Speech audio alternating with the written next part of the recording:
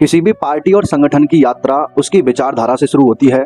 उन विचारों की चमक देखकर कई निष्ठावान लोग उन विचारों को गति देने के लिए अपना जीवन, समय और ऊर्जा समर्पित करते हैं।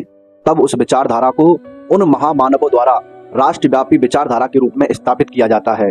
लेकिन सत्ता रूपी अमृत फल मिलने के बाद वही पार्टी और संगठन अपने उस विचारधारा रूपी वृक्ष को भूल जाते हैं जिन्होंने यह फल प्रदान किया और अपने मूल सिद्धांतों से भटक जाते हैं।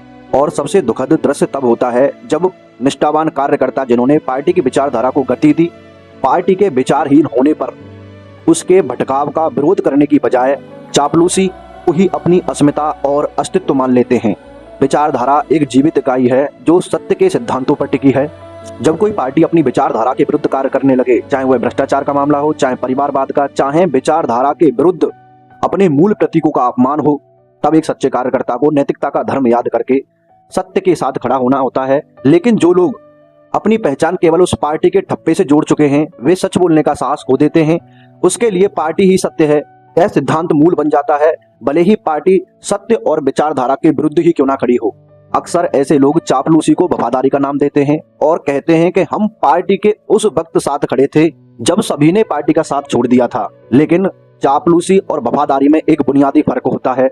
वफादारी वह होती है जो गलत होने पर नेतृत्व को आईना दिखाए और उसे सही रास्ते पर लेकर आए, लेकिन चापलूसी वह है जो नेतृत्व के हर निर्णय पर तालियां बजाए ताकि पार्टी और संगठन में उसकी व्यक्तिगत कुर्सी और प्रसिद्धि सुरक्षित रहे। जो लोग चापलूसी को अपना अस्तित्व समझ बैठे हैं, उनके भीतर एक गहरा डर होता है। उन्हें लगता है कि यदि वे पार्टी की बुराइयों के खिलाफ बोले तो समाज में उनको जो पहचान मिली है वह छिन जाएगी। वह यह भूल जाते हैं कि उनको पहचान पार्टी से नहीं बल्कि उन विचारों से मिली है जिसके साथ वह पार्टी में आए थे। जब विचार ही नहीं बचा तो उस खोखले ढांचे की चापलूसी करना केवल एक मानसिक दास्ता है। इतिहास गवाह है, जब सिद्धांतवादी चुप हो जाते हैं तब चापलूस हावी होते हैं और वह चापलूस उस संगठन और पार्टी के समूल नाश का कारक बनते हैं। जो व्यक्ति आज पार्टी के भटकाव पर मौन है या उनकी गलतियों का महिमा मंडन कर रहा है, मतलब पार्टी गलती कर रही है और हम उस पार्टी की गलतियों को गलत ना कहकर उसके अनैतिक सदपरिणाम लोगों को बता रहे हैं, मतलब पार्टी की गलती का कहीं ना कहीं महिमा मंडन कर रहे हैं, गलत को गलत नहीं कह पा रहे हैं, तो कहीं ना कहीं हम अपनी आने वाली पीढ़ी को प्रदूषित राजनीति का वातावरण सौंप रहे हैं। किसी दल की अंधभक्ति में लीन होकर अपने ही विवेक की हत्या करना सबसे बड़ा अपराध है। पार्टी विचारधारा के विरुद्ध कार्य कर रही है और आप चुपचाप होकर उसके साथ खड़े हैं, कहीं ना कहीं उस गलत में आपकी भी भागीदारी है।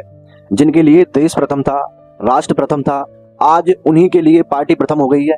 पार्टी द्वारा किए जा रहे गलत कार्यों का विरोध ना करना कहीं ना कहीं उनकी स्वयं की विचारधारा, मतलब राष्ट्र प्रथम और धर्म प्रथम की विचारधारा पर प्रश्न चिन्ह खड़ा करता है। चिंतन अवश्य करें।